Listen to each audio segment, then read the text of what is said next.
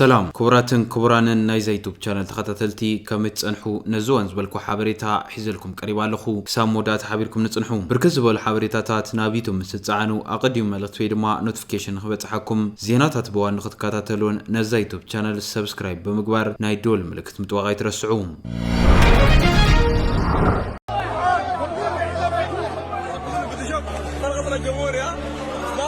سراوي السودان بيت منجس السودان تقاطات يروزبل زينا حجونا يزحلن ازوم متهدرات مرحتو من قدم خلت عامت از بيت منجستي قاديفو متهدمو سراوي السودان ابقعلو تباهيلو نيرو لعلشو 800 كيلومتر تقواعزوم دما بورت السودان تسافرو استراتيجيكا سرارح يبلو نيرو ماغوانزتهم قنا كبير قطعة تقاطعهم هاديمهم قبل صنيحهم برقصون استراتيجيكا وهدما كم زنبره بوصيتو ترايلو حيلنا يمتخخاب فتاونا يمبزاح عقمنا يمحيال استراتيجي كلتا عامت نخمالو زتوسنا معالتات بزترفو سلتاو هدمام سلتاو متقعت تغيرو اموداتا نايز حلف سومن نابكارتم كأتو تخيل الله قدم خلت عامت سلطان هابت كبرن كاب هاجر زبلتهم كلتا جنرالات تتاليهم نسودان افريسم ويام بمحمد حمدان دقالو زمرح ناي مليشا سراويت دارفورن معراب سودانن كام اون دواق فالت هاجر مكرو خري خريميو سراويت البرهان مبرقون سميناون زوباتات تهاجر تحستيهم يبل كارتمون اتناي مليشا سراويت نام حدر قتيليهم دحرزي اتوق موداتا زيبلو مسيلو خريمو ابكينا السودان لعل 10 هاجرات تسلفا بقدتهم بتزوارن تواجينين نتنا يملشا سراويت عند حقوق ودو حبرات امارات عربيه نيرام نا ابي حمد ايثيوبيا نا امارات دلاليت بمخان ابغون حمدان دغالوم تسلفا نيرام غنزب امارات عرب نخينا ون مرغت ابو دابو غيروايم ابغون زي ملشا خوينا ترايا حيلا ايرن زتوسن مسارحتاتن حيزو نا بورت السودان زغنعن سلتاو هدما اكيد زبلن سراويت البرهان بوغنوم كابوزحات هاجرات بزح مسارح رخيبيوم كاب كوتر كساب تشاينا كاب إيرترا كساب روسيا كاب جبت كساب سعود عرب كاب ترك كساب إيران نزخنا تحاون بينزلن زقبلين نواجا نابلو كنات زول عمرحتي زيت أفوا أفريقيا بلو تواجو نابلو حوز قبلاون يتسنن حج سراويت السودان تمليسو كارتوم أتيلو كارتوم متحزا أتخينات كم زبق عام زار أدري خون أبقت على ختاي كف التاريخ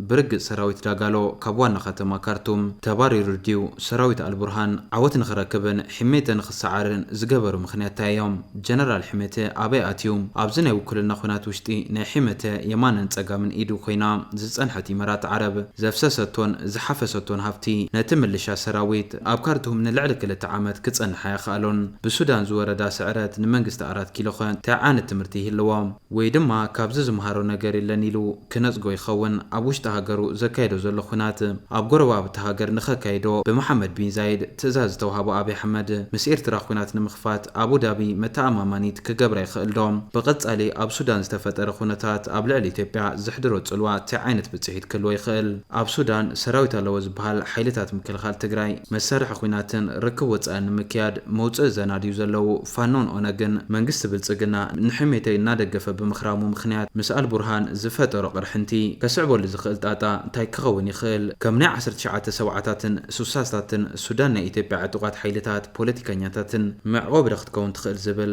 بزرزر نتعذب. Hands up and triumphant, seizing back Sudan's presidential palace, an important symbol of power. ناي سودان بيت منجستي مقوصصار ناي زحلف عامتات كينات الى ما خوينو صنحيوم از بيت منجستي ملقا اكوانا مقوصصار ناي كلتيوم جنرالات وتادراو الى ما طرح زي كونس بوليتيكا عوت تغيري قصر كابز بيت منجستو شتي حمته ناي سودان منجستي له مغلصي ولو نيرو حجغنا ات بيت منجست تمنزي لهم از بيت منجستي مقوصصار ناي عوتن سعرتن مرأيين تتباهيلو حج سراويت البرهان تعويت له مالتيوم كارتوم نمبصح اب كتما ال او بي اود بزح كينات نمنفق زاكل بزح قالسن زكادم سراويتن نابحنت ختما نخملس بزحات قتيلون بزحات ميتومونيوم سلازي ازنا كارتوم عوت بغليلو سلازي ترخبم عبي وتهدراو عوت زتفلالي بوليتيكا وربحنا لوام بيت منجستي بسعرة سانا حيمتن نميلشو متتصراري نمورالاو ودقاتن نبوليتيكا ودقاتن كم زقالعو تثبيت زغبر اليوم نعصفاو متقعتن زتتصنع سراحن كارتوم ناي مخباب وتهدراو استراتيجي زتجمره ابز حلفه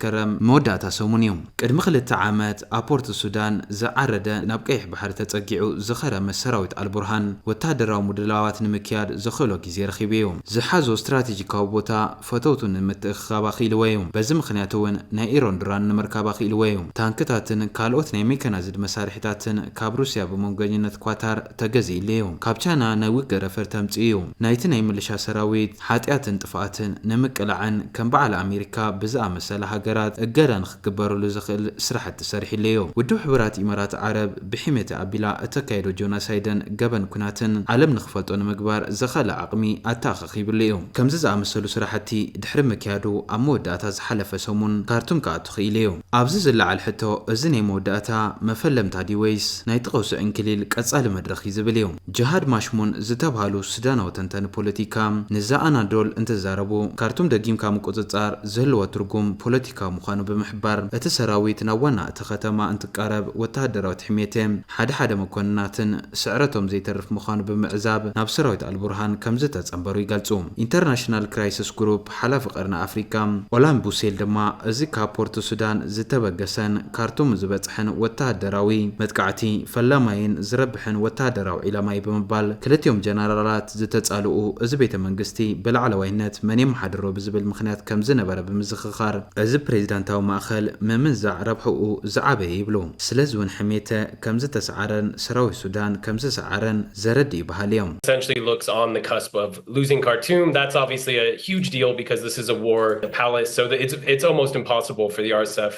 to spin any of this as anything other than a pure loss. ካርቱም ወይ ድማ እቲ ቤተ መንግስቲ ምቁጽጻር ቁልፊ ተግባር ዋላ እኳ ተኾነ ዝበዝሕ ፖለቲካውን ወታደራዊ ኣጀንዳ ዋላ እኳ ተሃለዎም ሱዳን ኣብ ትሕቲ ቁጽጽር ሓደ ሓይሊ ዝወደቐትን ብዓወት ሓደ ጉጅለ ዝተዛዘመ ፖለቲካ ዘለዋ ሃገር ኣይክገብራን ዝብል ድማ ኣብ ካሊእ ገጽኣት ዝተጻሕፈ ሓቂ እዩ ዝበዝሑ ጸብጻባት ከም ዘመላኽትዎም ኣብዚ ሕጂ ሰዓት ኣብ ዋና ከተማ ሱዳን ሚሊሻታት ሒመተ ሰፊሮም ይርከቡ ካብ ቤተ መንግስቲ 2.5 ኪሎ ሜትር ርሒቑ ኣብ ዝርከብ ናይ ካርቱም ኢንተርናሽናል መዕልቦ ነፈርቲ ዝሰፈሩ ንሶም እዮም ብሓፈሻ ሰራዊት አልቡርሃን ካብ ዝተቆጻጸሮ ቤተ መንግስቲ ብደቡብ ዝርከብ ክፋል ካርቱም ዝተቆጻጸርዎ ሚሊሻታት ሒመት እዮም እዞም ካብ ቤተ መንግስቲ ሃዲሞም ኣብ ከባቢ መዕልቦ ነፈርቲ ዝተኣኻኸቡን ዝዓረዱን ሚሊሻታት ሒመት ብዘይውግእ ካብ ከተማ ዘይወጹ ተኾይኖም ካርቱም ካልእ ኣዕናዊ ኩናት ክጽበያ ማለት እዩ መራሕቲ ሒመት ኣብ ካርቱም ከም ዘይቀንዖም ኣሚኖም ብቐሊሉ ዝሃድሙ ተኾይኖም ድማ ካሊእ ሊብያ ኣብ ቀርኒ ኣፍሪካ ምፍጣራ ዘይተርፍ ይመስል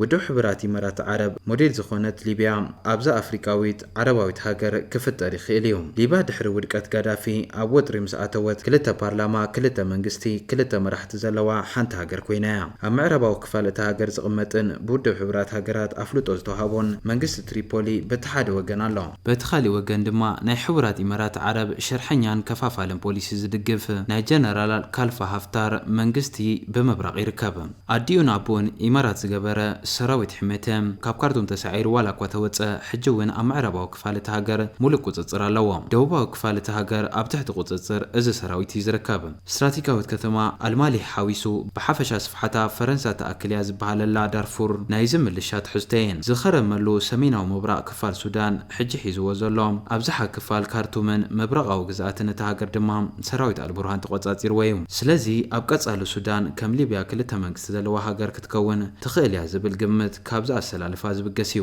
ካርቱም ዝተቆጻጸረ መንግስቲ አልቡርሃን አልማሊህ ዝተቆጻጸረ ምልሻ ሕመትን ነናይ ባዕሎም መንግስቲ ክእውጅ ይኽእሉ እዮም ዝብል ካብ ግምታት እተሓደ እዩ ንድሕሪ ሕጂ ዋና ከተሙ አልማሊህ ዝገበረን ኣብ ካርቱም ዝተቐመጡ ዝተፈላለዩ ክልተ መንግስታት ክህልው እዮም ከም ማለት እዩ ነዚ መርኣያ ዝኸውን ድማ መራሕቲ ሕመተ ቅድሚ ሓደ ወርሒ ኣብ ኬንያ ዘጣየሽዎ መንግስቲ እዩ ባዕል 16 ገጻት መንግስቲ ናይ መጣየሽ ቻርተር ዕላው ምስ ተገበረ አልቡርሃን ንምምሕዳር ርተቡ ምኹናን እዚ ከም ዘይሰርሕ ገሊጾም እዮም እቶም ጀነራል መንግስቲ ምጥያሽ ዝብል ጥራሕ ዘይኮነስ ሚሊሻ ሕመተ እውን ህልውኡ ከም ዘይቀጽልን እቲ ኩናት ኣብታ ሃገር ዘለዋ ዓመፅቲ ብምልኦም ክሳብ ዝጠፉ ከም ዝቀጽልን እቲ ቤተ መንግስቲ ኣብ ዝተቆጻጸረሉ እዋን ተዛሪቦም እዮም አልሐምዱሊላህ ዓላ ኩሊ ሓል Thank God for allowing our troops to accomplish these victories, Sudan empty and clear from any rebellion.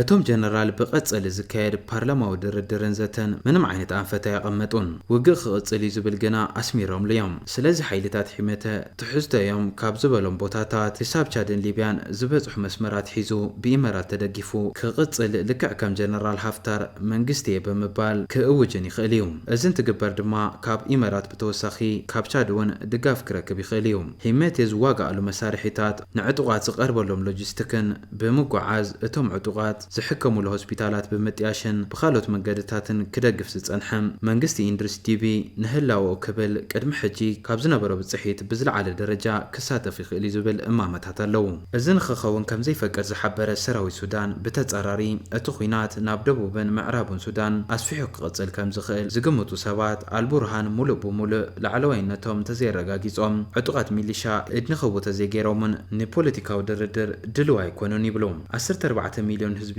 ዝተፋነቐለላ ሱዳን ናይታ ሃገር ምሁር ገዲፍዋ ሃዲሚዮ ዝተወሰነ ግብፂ ኣቲሎ ዝተረፈውን ናይሮብን ካምፓላን ተሰዲድሎ ንሕሜተ ዝቐረበ ልቢ ዘለዎም ሲቪል ፖለቲከኛታት ኣብ ውድብ ሕብራት ኢማራት ዓረብ ይርከቡ ክልቲኦም ኣይረብሑን ዝብሉ ኣብዝሓ ፖለቲከኛታት ድማ ኣብ ካምፓላ ከም ዘለው ይዝረብ ቤተ መንግስቲ ዝተመንዘዕ ሕሜተ ሃገሩ ገዲፉ ከም ዝሃደመ ይሕበር ኣሎ ኣብ ዋና ኩናት ብዝወረዶ መጥቃዕቲ ዝቆሰለን ዝኸፍአ ናይ ጥዕና ጸገም ከም ዘለዎን ዝነገረሉ ጀነራል ሕሜተ ኣበይ ኣትዩ ዝብል ሕቶ ብግልጽ ዝመለሱ ሰብ የለን ሕክምና ናብ ዱባይ ኣምሪሑ ዝብል ኣለዉ ሲቪል ፖለቲከኛታት ኣብ ኬንያ ንኽእከብ ከም ዝገበረ ዝዛረቡ ድማ ምናልባት እዚ መንግስቲ ናይ ምቋም ስራሕ ንምስላጥ ቻርተር ናይሮቢ ንምፍጻምን ናብ ኬንያ ኣምሪሑ ክኸውን ከም ዝኽእል እውን ይገልጹ ኩነታት ሱዳን ከም ዝምዃኑን ናይ ኣብይን ናይ ሕመትን ሓላፍትን ምንጪ ገንዘብን ዝኾነት ኢማራት ዓረብ ብኩናት ሱዳን ከም ዝተሰዓረት ዝሕብር ምዃኑ ፍልጥ እዩ እዝን ኣመራርሓ አዲስ አበባ ዝህቦ ትምህርቲ ውሕድ ክኸውን ኣይክእልን ምናልባት እዛ ዓረባዊት ሃገር ተኣማሚኑን